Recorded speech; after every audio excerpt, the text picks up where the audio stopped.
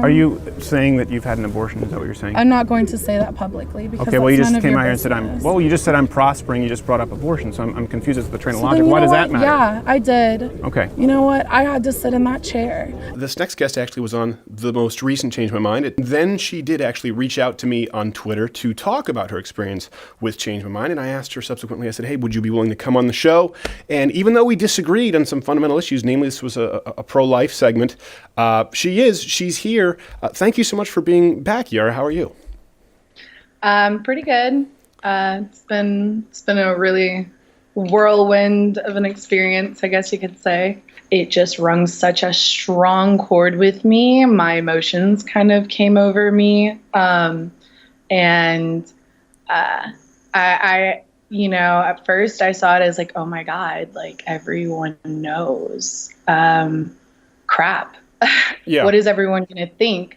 The conversation itself actually did impact my perspective of the entire conversation. And that's how what so? these are. Well, in a sense, I gathered that what people had assumed of me was that I did not regret my decision, that I was using it as contraceptive, and that I was this bad person overall because I was wrong in my form of justification. However, it made me realize that, yes, I do regret the decision. It's, personally, I didn't get to say this. It's not something I would do again.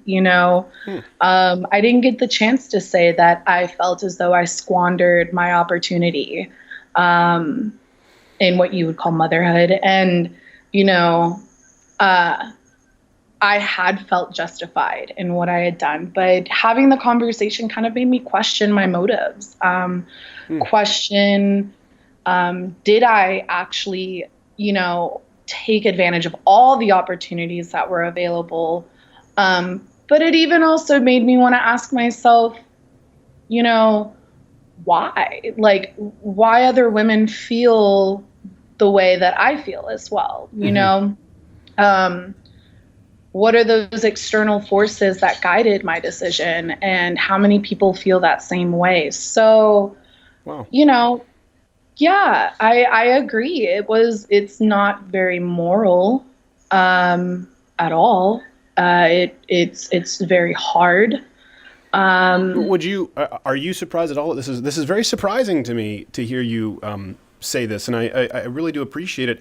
And let me say this. This is kind of the purpose of the whole Change My Mind segment. It started with me saying, gosh, I kept getting these requests to do cable news and Sky and all this stuff, and I would do it every now and then, and it's kind of, you go there and people have their talking points, or you have one really good argument and it goes viral. But I said, the kinds of conversations that we have around the fireplace, or at the bar, at the pub, or at the cigar lounge, these are the kinds of conversations that I really would love to have on air, but of course we've been told no one wants to watch that.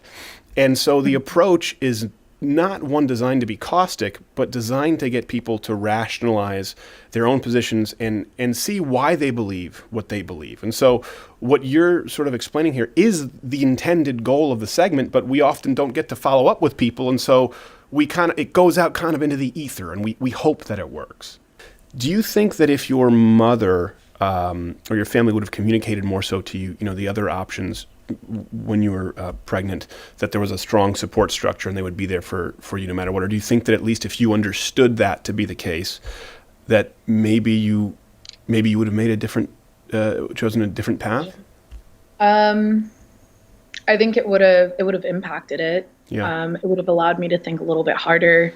I kind of just went in thinking that I was alone, and thinking that, okay, well, as a single mother, what am I going to do? How am I going to get a job? Right. And, it's literally like putting a pause on your life. And, Sure. It's a big deal. It's not like getting dumped and like, oh, there's no hope. No, it's not the case. It's considering, can I provide the quality of life to this child, the quality that I believe it deserves? And, at the time I was not confident in myself in doing that. So, right. And you didn't, like I said, you didn't believe you had a support structure in place. And this is a huge problem that I have with places like Planned Parenthood and abortion clinics. And we don't need to get into your personal story, but I'm willing to bet my bottom dollar that they did not go out of their way to show you the support systems that are out there and the services that exist should you want to have this child be a mother or put the child up for adoption. You know, there are a lot of crisis pregnancy centers, a lot of non-abortive centers that they do provide that. They do direct people toward nannying services. They do help with placing single mothers in job scenarios or actually helping them complete education. Planned Parenthood and a lot of these abortion clinics are actually precluded from doing that. And recently when we did a video in Colorado, they actually were passing out pamphlets saying there are these people who are frauds who say they want to help you with your reproductive options, but they just don't want you to get an abortion. And I'm going, well, hold on a second.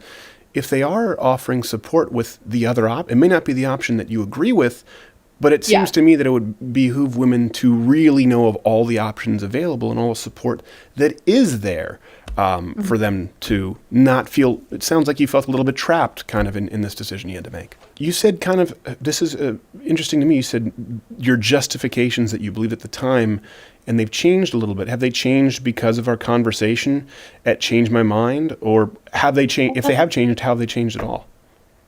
It's, in the sense, it's changed towards somewhat more understanding whenever we were talking about the socioeconomic levels or those external pressures that exist. But in the sense of changing the justification, I don't feel as though I was 100% justified. I feel as though, you know, I should have put some more consideration into it.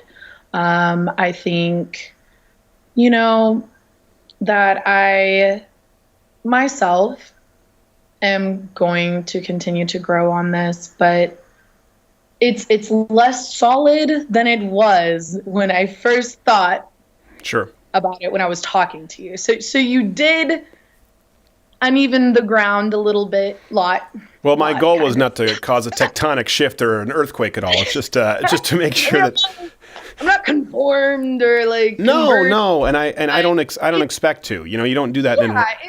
But it's healthy. It's healthy to challenge me and my perspectives because I'm not right. I'm 23 years old. I know way less than someone who's been on this earth for even 30, 40, 50, and so on. You know so much more than me. You have so much more life experience. And I think that's why people my age, we should be willing to have these top conversations, not only with each other, but with the older generations. And I think vice versa. I wouldn't place myself in older generations, but I see you would.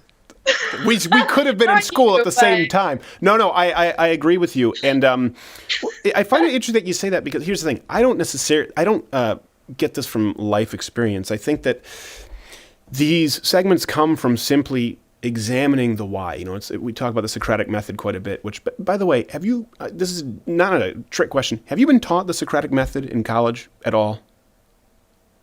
Oh, honey, I can barely remember what I ate for lunch yesterday. All right. Well, a lot of kids... I've been so burned out. A lot of kids don't. They're never taught the Socratic method, which is just it's just the method, it's the approach of rationalizing your position and examining, okay, why do I believe this? What is the justification for this belief? And that's been replaced with identity politics in a lot of ways. I think a lot of this information comes from, and I learn with the audience, and I learn with you when we sit down and talk, because you can tell the audience, nothing up my sleeve. I had no idea as to what you were going to say, no idea what your position was going to be. Didn't even talk about it. I was just like, well, I'm just going to go. I appreciate your boldness, but do you think that the fact that this is so novel, the whole Change My Mind on college campus, do you think that's indicative of dialogue being shut down before something like this can take place? Because what we did is what should be happening in every single classroom, every hour of the day on college campus. And it doesn't seem like that's the case.